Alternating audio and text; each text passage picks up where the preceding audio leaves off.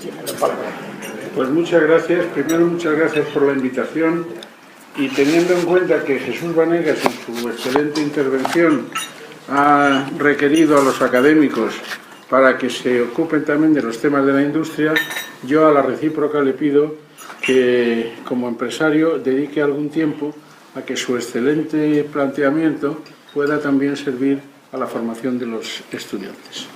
Y dicho esto, pues quisiera hacer unas pocas observaciones generales de elogio de la Constitución y luego algunas reflexiones últimas sobre la reforma. En relación con lo primero, hay que decir que el consenso constitucional y el trabajo que se hizo entonces fue un trabajo auténtico. Que esa idea de que estábamos, digamos, controlados o orientados por el ejército, por las fuerzas franquistas que algunos sostienen, es una calumnia y una mentira absoluta.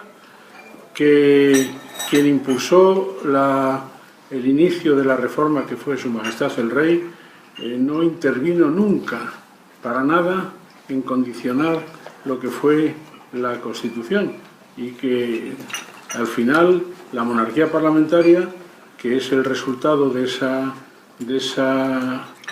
Constitución, supone que el rey no es ni legislativo, ni ejecutivo, ni judicial, y por eso algunos sucesos recientes y poco agradables que afectan o que pueden afectar a algún sector de la familia real no afectan para nada la gobernabilidad del Estado.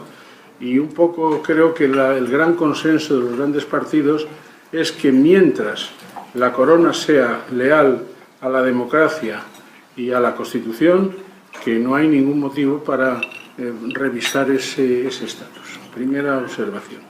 La segunda tiene que ver con la idea de que España es el poder constituyente. Queda muy claro, es la nación que representa la soberanía, una soberanía que arranca en España desde Felipe II, cuando el concepto de soberanía se establece como un concepto que identifica a los estados modernos, por Juan Bodino, o Jean Bodin, y que en España ha sido permanente desde ese momento hasta que a principios del siglo XIX, con la Constitución de 1812, la soberanía empieza a residir en la nación española. Y curiosamente, si ustedes observan, la referencia a la soberanía en las constituciones modernas se habla de soberanía popular o simplemente de soberanía, y sin embargo nosotros en la Constitución del 78 mantenemos la terminología antigua, la soberanía nacional reside en el pueblo español. Para que quede claro, en la Constitución el mensaje es que la única nación soberana es la nación española, que es además el poder constituyente, y que pueden existir otras naciones en nuestro país que son naciones culturales y que son irrelevantes, y que ningún fragmento de Estado de esta comunidad que es España, ningún fragmento de Estado tiene ningún tipo de legitimidad en el mundo moderno para intentar separarse del tronco común. Yo creo que esos son unos mensajes que están muy claros en la Constitución. También creo que es muy importante señalar cómo la Constitución española es flexible, no es rígida excepto en temas como el título preliminar, el título de los derechos fundamentales, mejor dicho, las secciones del título primero referido a los derechos fundamentales y el título de la corona. Y creo que en ese sentido la Constitución tiene un planteamiento que es válido, y el gran consenso del 78 está absolutamente presente. Y hay que decirlo, aunque esto sea una reunión fundamentalmente de empresarios, que solamente hay un título de la Constitución que no ha sido prácticamente utilizado por ningún gobierno, que es el título séptimo, y que alguna dimensión podía tener alguna utilidad también de cara al futuro. ¿Qué hay que reformar? Si el consenso y la Constitución está válida, ¿qué hay que reformar? Pues creo que los dos grandes partidos están de acuerdo en que hay que hacer 4 reformas fundamentales. Una reforma que suprima todos los artículos referentes al acceso a las autonomías, porque esta es una operación que está terminada y debe ser sustituido por un único artículo que tenga dos partes. Un número primero de ese artículo que describa cuáles son las comunidades autónomas, empezando por las más antiguas, que es el País Vasco, Cataluña, etcétera, hasta llegar a Ceuta y Melilla, que son también parte del territorio español y que no deben estar vergonzosamente situadas, sino presentes en la Constitución española, puesto que cuando Ceuta y Melilla eran españolas, ni siquiera estaba pensado la existencia del Reino de Marruecos. Y un segundo párrafo que indique que esa es una descripción inamovible y que nadie, lo que antes decíamos, nadie puede salirse de ello. Y no solo porque lo diga la Constitución, porque se puede producir una situación revolucionaria que, de una manera que no es explicable, pero que, en fin, que se produjera la separación, pongamos, de Cataluña o del País Vasco. Pero eso no sería la idea que pueden tener esos separatistas de que esas regiones independientes de España van a poder entrar por la puerta grande en la Unión Europea, es uno de los errores más grandes que se pueden cometer, porque la Unión Europea tiene problemas del mismo tipo en otros países, como por ejemplo en Francia, como por ejemplo en Italia, como por ejemplo en Alemania, como por ejemplo en Bélgica, y no digamos en el este de Europa.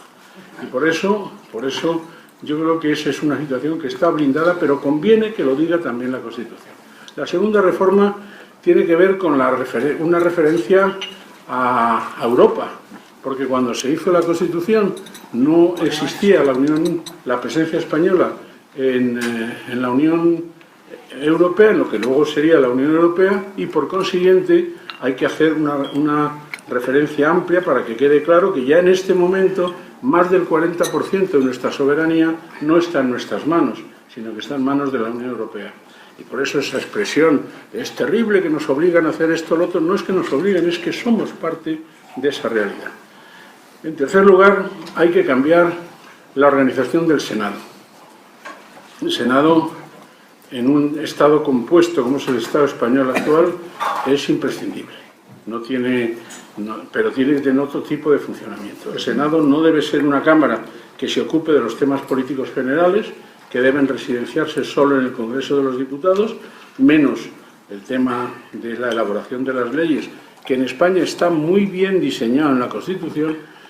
Ustedes saben, por ejemplo, que en Francia y en Italia está eso que llaman los franceses la navette, que es que las leyes pueden ir y venir de una Cámara a otra y pasarse años. Eso en España es imposible porque la última palabra la tiene el Congreso.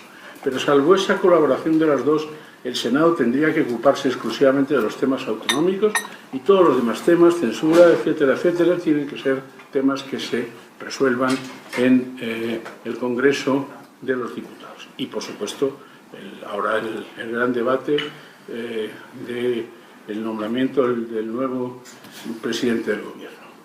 Y, finalmente, no es un tema urgente, pero hay que hacerlo también por decoro en este momento. Cuando nosotros hicimos la Constitución no parecía urgente el tema de la necesidad de identificar la igualdad hombre-mujer en la sucesión a la corona. Es más, la tradición española era la no igualdad y parecía que en ese momento cabía un principio de igualdad general con una norma especial de no igualdad en la sucesión a la corona. Pero al cabo de 30 años es necesario hacerlo.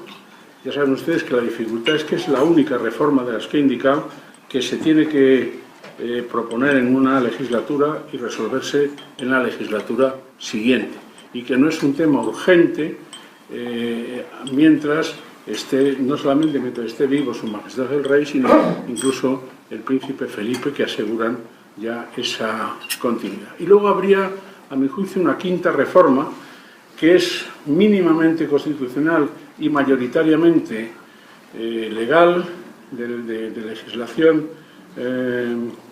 orgánica, que es la reforma del número de diputados, porque en el Senado, se me olvida decir, que no debe haber unas elecciones por sufragio universal, aunque la circunscripción sea la autonomía, sino que normalmente los senados no son elegidos por sufragio universal, sino que son elegidos por los propios parlamentos de las comunidades autónomas, de acuerdo con lo que una ley establezca de los senadores que debe tener tal comunidad autónoma o tal otra. Pero en el Congreso de los Diputados debemos, para aumentar la seguridad, aumentar el número de los diputados de 350 a 400 que permite la Constitución, dejando esos 50 en un bloque, no para hacer nuevas dos vueltas electorales, sino en la misma elección hacer dos escrutinios. Uno primero con los 350 diputados distribuidos por cada una de las circunscripciones y los otros 50 distribuidos en un solo bloque entre aquellas comunidades autónomas que tengan mayor número de ciudadanos censados. Porque en muchas de ellas muchos votos no se utilizan una vez que son elegidos los 8, los 10 o los 12 o los 15 o los 20 diputados que tenga Madrid o que tenga Barcelona o que tenga Valencia, etc. Y en ese sentido, eso disminuiría el poder de los nacionalismos. No me refiero ya a los nacionalismos extremos, que es igual que Amaiur tenga ahora 7 diputados. Es irrelevante porque nunca su objetivo último lo van a conseguir y acabarán aburriéndose seguramente. Pero los nacionalismos que son decisivos en la formación de los gobiernos, que van a ser decisivos para el señor Rajoy como han sido decisivos para los gobiernos socialistas, hay que hacerles que pierdan importancia. Y esos 50 diputados pueden hacer, y yo creo que eso será posible, pueden hacer que el bipartidismo funcione con unas mayorías o con otras y con la presencia de otros grupos, pero no parece, a mi juicio, fácil ni posible que esas dos fuerzas puedan perder, digamos, el papel hegemónico que tienen y que las dos se bastan para hacer las reformas estas que hemos dicho y que me parece que son realmente relevantes. Efectivamente, ahora el Partido Socialista tiene que hacer una gran y profunda reforma, pero a mí, que me gusta siempre ver la botella medio llena, con sus 110 diputados tiene más del doble que el resto de todos los grupos parlamentarios de la oposición, Izquierda Unida, los de la señora Díez, etcétera, etcétera. Eso es lo que yo tenía que decirles a ustedes y decirles que es muy posible que esta Constitución nuestra dure mucho tiempo y que bienvenida sea, porque creo que ha sido muy útil para que haya unas reglas de juego estables que permitan que todas las demás cosas se puedan hacer. Porque sin esas reglas básicas, nada de lo que aquí se ha dicho, de lo que ha dicho Jesús, ni de otros ámbitos, se podría llevar adelante sin unas reglas de juego estables. Y ahora, pues creo que vamos a brindar, ¿no? Sí, yo, si me permiten ustedes...